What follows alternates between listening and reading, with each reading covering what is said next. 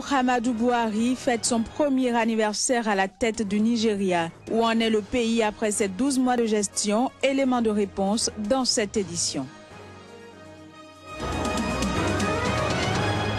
Simone Gbagbo, l'ex-première dame de la Côte d'Ivoire, de nouveau devant la justice ivoirienne mardi prochain. Ce nouveau procès vient court-circuiter la Cour pénale internationale qui la réclame. Puis Amnesty International accuse le régime du président Yahya Jammeh de meurtre. L'ONG déplore la dégradation de la situation des droits de l'homme en Gambie.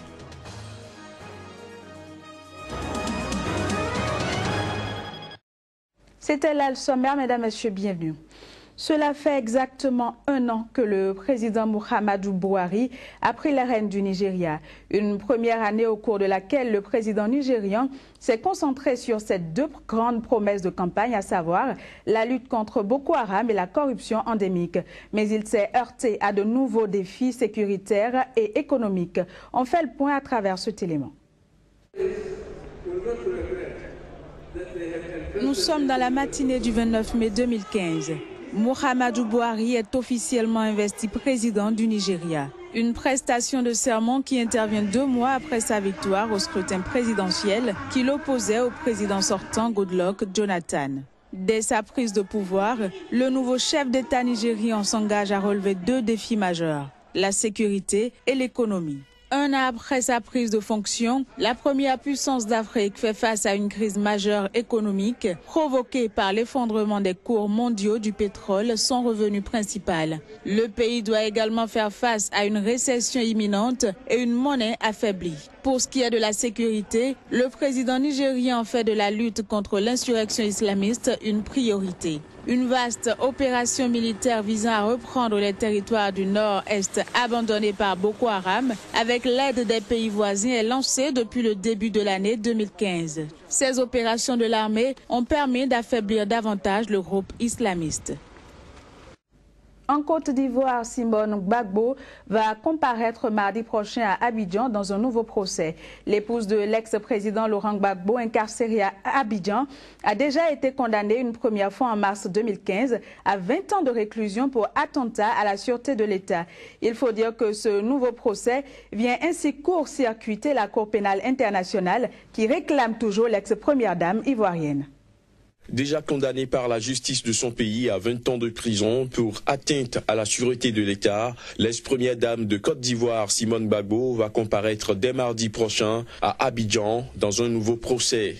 L'épouse de l'ancien président Laurent Gbagbo, actuellement incarcérée à Abidjan, est accusée de crimes contre l'humanité, crimes contre les prisonniers de guerre et crimes contre les populations civiles commis lors de la crise post-électorale de 2010-2011 qui a fait plus de 3000 morts. L'un des avocats de l'ex-première dame, Maître Mathurin Dirabou, dénonce pour sa part des accusations fantaisistes formulées contre sa cliente pour faire plaisir à une certaine communauté internationale.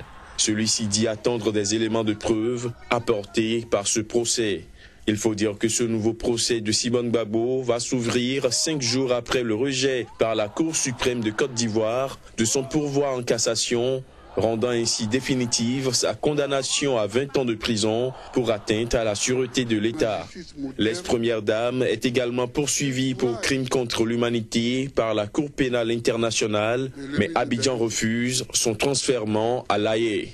La tenue de ce procès va donc prendre de court la Cour pénale internationale qui réclame toujours l'ex-première dame sans succès.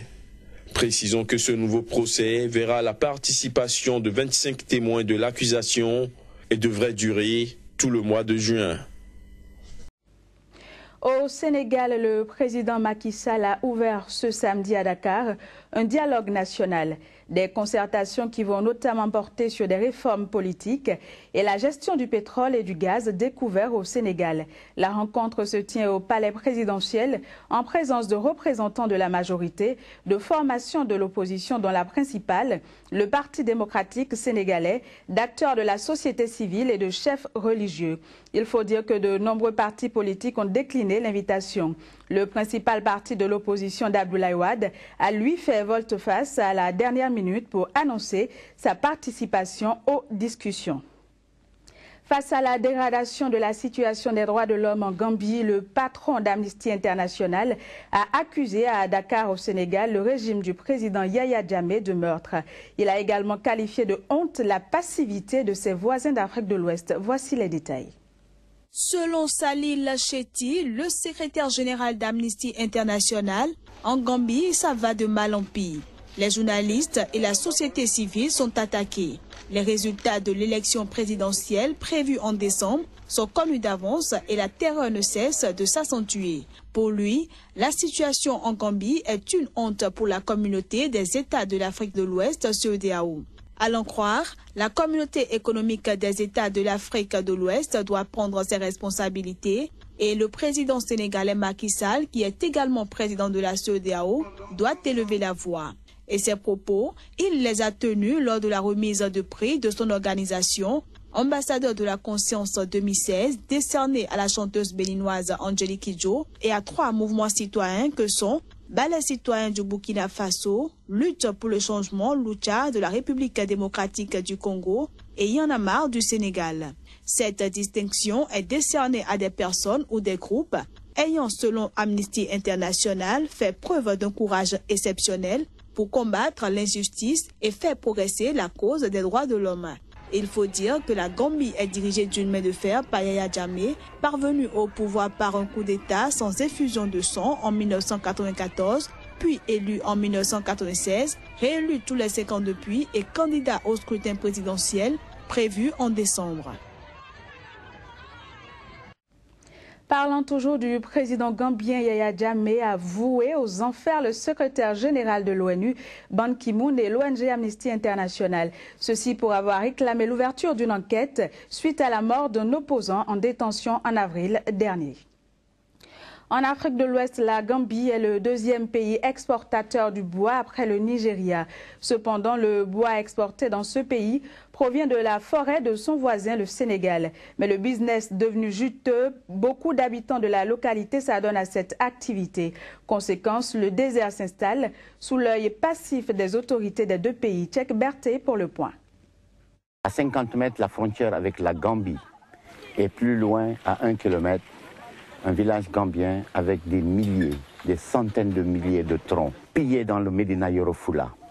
Hélas, avec la complicité de la corruption, hélas, avec le fait que le gouvernement sénégalais ne met pas les moyens pour surveiller le Médina Yoro Fula. Des Chinois installés en Gambie pillent et souillent notre pays en dévastant la forêt de Médina Yoro Fula et en installant tranquillement le désert dans notre pays. Ces témoignages est une alerte contre l'intensification du trafic illégal du bois de veine au sud du Sénégal. 1 million d'arbres, soit 10 000 hectares de forêts, ont été décimés ces 5 dernières années dans la région forestière des Casamance. Cette partie, qui est la dernière zone boisée du Sénégal, subit une sanglante déforestation. Vous avez vu sur la carte que nous avons atteint 10 000 hectares coupés, mesurés par les universités et les satellites. Il nous reste encore 30 000 hectares et quand nous allons atteindre ces nouveaux 10 000 hectares, hélas, nous atteindrons un seuil de non-retour. Un seuil de non-retour en matière écologique, cela veut dire que quoi que nous fassions, il sera trop tard. Sur cette image aérienne, ces milliers de troncs de veine à 1 kilomètre à l'intérieur de la Gambie voisine proviennent de l'intérieur du Sénégal. Des mafieux chinois, selon l'ancien ministre de l'Environnement sénégalais, et des lobbies puissants coupent des centaines, voire des milliers de troncs chaque jour et les exportent en Chine. Du côté des environnementalistes, on pointe du doigt l'inaction des autorités des 2 pays. Les responsabilités à la fois des autorités gambiennes et des autorités sénégalaises. Les autorités sénégalaises, par leur inaction à permettre cela, les autorités gambiennes, par le fait qu'ils délivrent un quitus qui dit que ce bois est gambien, donc il est exporté soi-disant légalement. Si ce trafic illégal continue au rythme actuel, dans quelques années, on assistera forcément à l'avancée du désert dans cette partie du Sénégal. Ce qui fera exploser le nombre de réfugiés climatiques qui est déjà important dans la localité. Selon l'ONU, si on ne change pas les tendances, en 2050, 60 millions de réfugiés climatiques vont quitter l'Afrique. En Guinée, l'inauguration d'une mosquée rénovée datant du XVIIe siècle a failli tourner au drame. L'inauguration s'est tenue ce vendredi dans la localité sainte de Timbo, dans la région de Mamou. Au moins une femme a trouvé la mort lors d'une gigantesque bousculade. On enregistre une cinquantaine de personnes blessées. À l'origine, une foule de plusieurs dizaines de milliers de personnes massées devant les grilles de la mosquée depuis les premières heures de la matinée. Les fidèles exaspérés par la chaleur ont dû forcer le cordon sécuritaire. Le Fonds monétaire international a annoncé ce samedi une assistance financière à la Centrafrique. Cette assistance pourrait s'élever à 110,6 millions de dollars sur 3 ans. Elle vise à aider ce pays ravagé par 3 années de conflit à redresser son économie. Les précisions.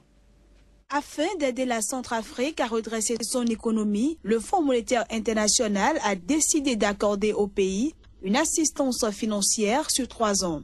Nous estimons les besoins en termes de financement de la balance de paiement de la Centrafrique à environ 200 à 250 millions de dollars. Une partie sera couverte par l'appui des bailleurs de fonds et le Fonds monétaire international entend donner un montant d'environ 65 milliards de francs CFA, soit 110,6 millions de dollars sur 3 ans, a déclaré à la radio d'État un représentant de l'institution, Samir Djadja, qui a dirigé une mission de 10 jours à Bangui. Ces sommes seront fournies au pays dans le cadre de la facilité élargie de crédit FEC, dispositif du fonds destiné à soutenir les pays qui connaissent des difficultés prolongées de leur balance des paiements. Dès le mois de juillet, une première tranche d'un peu plus de 20 milliards de francs CFA pourrait être débloquée. Notons que la Centrafrique peine à se relever de 3 années d'extrême violence à la suite de la chute du président François Bozizé, renversé en mars 2013 par la rébellion Séléka, venue du nord du pays. Et pour finir, au Burkina Faso, la 14e édition du Salon international de l'artisanat de Ouagadougou, CIAO, se tiendra cette année sous le thème Artisanat africain, entrepreneuriat féminin et protection sociale. Une édition dite de relance après le rendez-vous manqué de 2014. De nombreux acheteurs étrangers et artisans africains sont attendus à ce salon dont le budget est estimé à près de 500 millions de francs CFA. Claude Romba nous en dit plus.